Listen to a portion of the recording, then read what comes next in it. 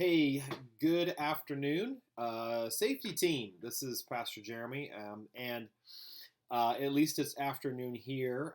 Kind of a dreary, rainy day when I'm recording this video, but I wanted to just reach out to you guys. First of all, I realize that this has been a long season for all of us, and we wanted to make sure that we were staying in touch with you as much as possible. I know that Chris Eastridge has been reaching out and texting you guys and getting a hold of some of you, and so I wanted you to hear from me, and I also wanted to just take the opportunity to kind of start getting the wheels and the gears spinning again in your head. We do not have a definitive date for us to get back in the building meeting on a regular basis. However, um, I think this is prime time for us as a team to just begin preparing and thinking about when that moment does happen. Obviously, as members of the safety team, you should understand that our goal is ultimately to keep our congregation and our church safe. And so we don't want to open too early.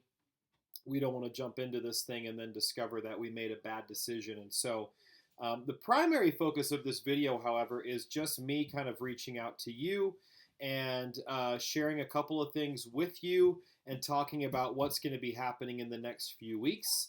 As you can see, I may have some little help here as I go through this video. Okay, so let's get started with just a little bit of what I wanted to share with you. Sometimes I'll have people ask me, hey, is there a biblical precedent to have a safety team in a church? And yes, the answer is 100% yes. The reality is, I think there's two pieces to that. If you look in the Old Testament, you see, in the book of Second Kings, in the book of Chronicles, both books of Chronicles, you see it in Nehemiah and in a couple of other books.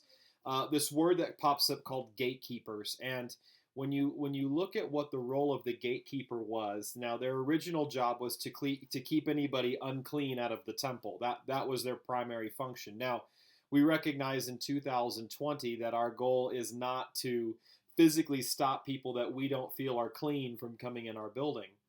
At the same time, the principle remains, and that the goal of our safety team is to help guard and protect that which God has given us, to watch over our congregation, to be aware of things going on around us, and to make wise and mindful decisions throughout our Sunday morning services, not only that, at other events that we may ask you all to be there at. And the second component to that is we have human beings that come in our building, and I'll never forget when I used to work for AMC Theaters many years ago. We'd have a customer occasionally ask us, why do you have police here?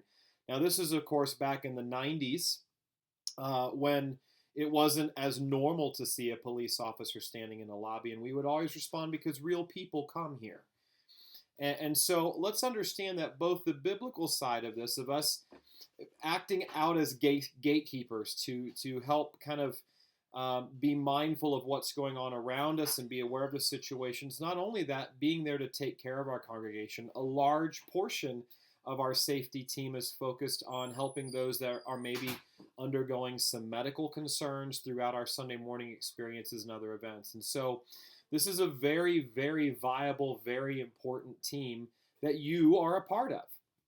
And that being said, I want to let you know about what then is going to be coming. My encouragement to Chris and his leadership team has been for them to begin thinking about starting some training here in the next couple of months. Because right now, with an empty building, the opportunity for us to show you some things, to bring you in, to let you experience maybe what it's like. Hey, what does it sound like if the fire alarm goes off? Or what does this building look like if the power were to go out? Or where are certain things and places that sometimes are hard to train around when there's people in the building, right? And so this would allow us to do some training with you all that would be a little more extensive. The beauty of it is, because the building is empty, we can socially distance from each other and take all the normal precautions that we would need to take during this season. But it's going to give us an opportunity to re-engage that mindset that you will need to have whenever we do decide to get the building reopened. And so what you can expect is that Chris Eastridge and his team captains will be reaching out to you all in the next couple of weeks, and we're going to be communicating with you in a couple of ways. Definitely over email and over phone and or text. And so make sure you're checking your email occasionally. I know for those of you that are working from home, it's probably gotten a little more normal, but if you're not checking personal email, if you would do that, that'd be great. In addition to what you're doing right now, we are going to be recording some videos and putting those videos out on YouTube and other sites so that you can connect with us in training. My goal as the guy overseeing all the video production at Graceway is that we record these training sessions as well. So if social distancing for you is you still staying home, you will still have access to the things that we are doing inside the building, because we intend to video that and then make that available to you. And so be looking for somebody to reach out to you here soon. We're just going to need to hear some of the basic things like, hey, how often do you want to serve? What Sundays are you available to serve?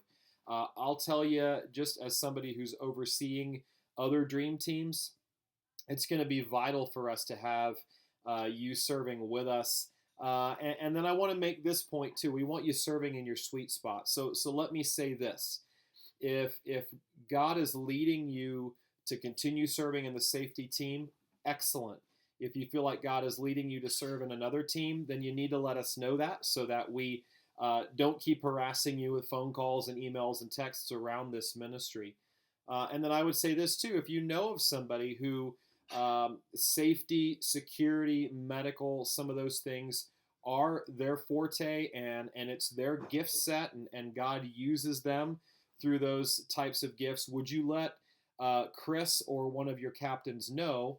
What would be ideal is if you could reach out to that individual, and then we will do the same, because we'd love to connect with them. We don't want to take the next couple of months off and relax. We'd like to really just begin re-engaging you in this process. I know that God is going to do great things through this. I want to also encourage you throughout this pandemic season. God has blessed our church tremendously. We have seen incredible numbers of people watching our services online. And we do count. We are aware of how many people are watching. I can tell you that we've already had 2 weeks within the last couple of months where, if you take the numbers from our English service and the numbers from our Spanish worship service, we've had over 100,000 people twice connect with Graceway. And that, my friends, is amazing. That is something that is worth celebrating. That's worth offering thanks to God. And what excites me about that is that we will, Lord willing, start to see those folks joining us in our worship services on Sunday mornings whenever we do reopen the building. I'll also add this, though. Now, obviously, that's not just 100,000 people here in Kansas City. We've had people all over the globe, including folks from other countries, join Graceway because they can right now. So I am really excited for what the Lord is going to do. I am excited for the opportunity to serve with you all on Sunday mornings. We look forward to connecting with you. Last thing, if you need anything, please understand that we are available to you. You can, in the email that you got about this video, my cell phone number is in that video. Text me, call me. Same thing for Chris Eastridge and the team captains. If you need anything, reach out to them. Hey, we really love you guys. We are looking forward to seeing you soon, praying for you through this. Again, reach out if you need anything. But thank you for your willingness to serve on this most important team. See you soon.